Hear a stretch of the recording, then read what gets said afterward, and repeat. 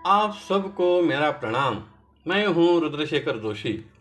केसरी नंदन आध्यात्मिक YouTube channel में आप सबका स्वागत है। आज हम इस वीडियो में जानेंगे धर्म की परिभाषा क्या है, धर्म के लिए किसे आधार माना जाता है। हमारा हिंदू धर्म सबसे प्राचीन, पुरातन, सनातन है। यह तो हम गर्व से कहते हैं क्योंकि इसके एक दो नहीं अनगिनत प्रमाण है।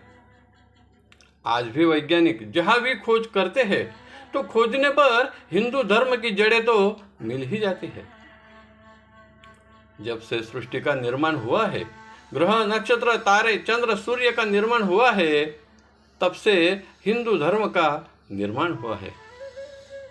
धर्म की व्याख्या एवं परिभाषा अलग अलग हो सकती है, लेकिन अर्थ एक ही होता है।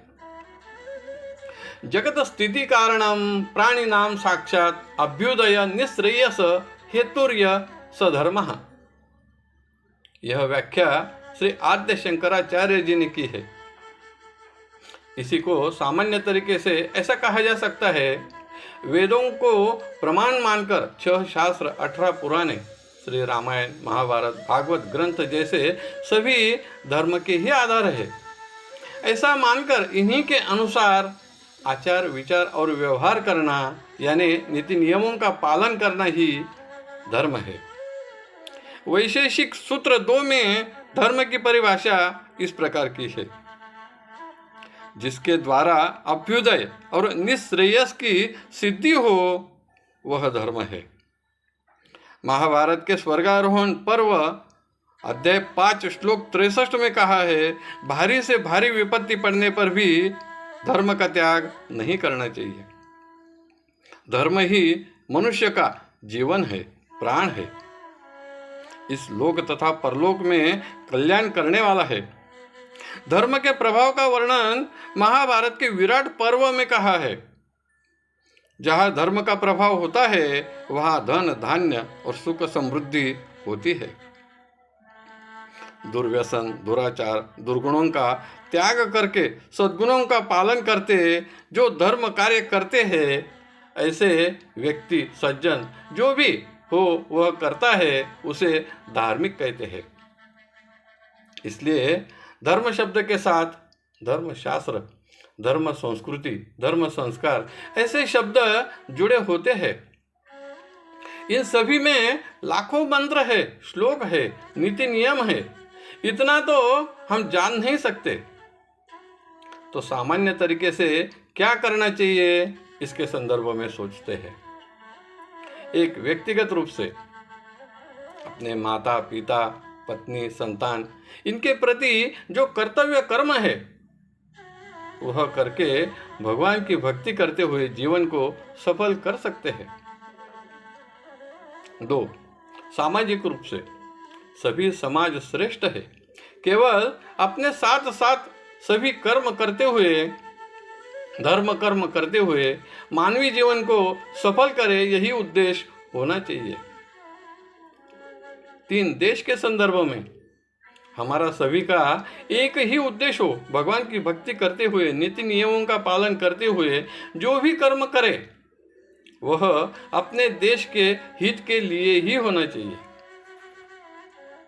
4. विश्व के संदर्भ में सृष्टि में अनगिनत व्यक्ति है, पशु, पक्षी, प्राणी, कीट, पतंग है। जो भी हो सभी में भगवान व्याप्त है। यही जानकर उनके साथ प्रेम से व्यवहार करना ही धर्म है। 5. पारलौकिक के संदर्भ में यह सभी तो इस जीवन की बातें हुई, कर्म हुए, लेकिन इस जीवन में हमारे कर्म इतने श्रेष्ठ हो जिससे पुण्य अर्जित हो सके। उसी से इहलौकिक तो कल्याण होगा ही, लेकिन पारलौकिक भी कल्याण होगा, जिससे अगला मानवीय जन्म भी अच्छे घराने में हमें प्राप्त होगा। यह सभी धर्म की राह पर चलते चलते, सत्कर्म, धर्म कर्म करते करते ही संभव होगा।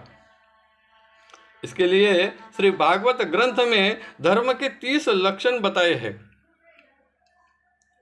सत्य बोलना, सब पर दया करना, तपश्चर्या, शरीर से पवित्र रहना, हर कार्य में प्रसंग में सहनशील रहना, विवेक से निर्णय, मन पर संयम, इंद्रियों का दमन, अहिंसा का पालन, ब्रह्मचर्य का पालन, सुखोपभोगों का त्याग, सदा स्वाध्याय यानी अभ्यास करते रहना, जीवन में सरलता, जो मिले उसमें संतोष एवं आनंद मानना, सभी को समान दृष्टि से देखना, गुरु, सद्गुरु, सज्जन, माता पिता, ज्येष्ठ, श्रेष्ठ, महात्मा, इनकी सेवा करना, संसार से धीरे धीरे निवृत्ति और परमार्थ में प्रवृत्ति निर्माण करना, अहंकार का त्याग, मौन रहना, आत्मचिंतन करना, प्राणियों को अन्न जल देना, सभी में ईश्वर है यह मानना, सत्संग श्रवण करना, कीर्तन, स्मरण, सेवा, पूजन, अर्चन, नमस्कार, दास्य, सख्य,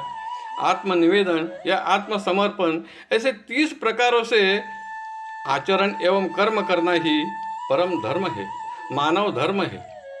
इन सभी का पालन न हो सके तो जितना हो सके उतना तो करना ही चाहिए, क्योंकि धर्म से ही हमारी पहचान है। इसलिए धर्म की वृद्धि करना, धर्म को बढ़ाना हमारा सबका कर्तव्य है। यह धर्म के 30 लक्षण श्री भागवत ग्रंथ स्कंद 7 अध्याय 11 में दिए हैं।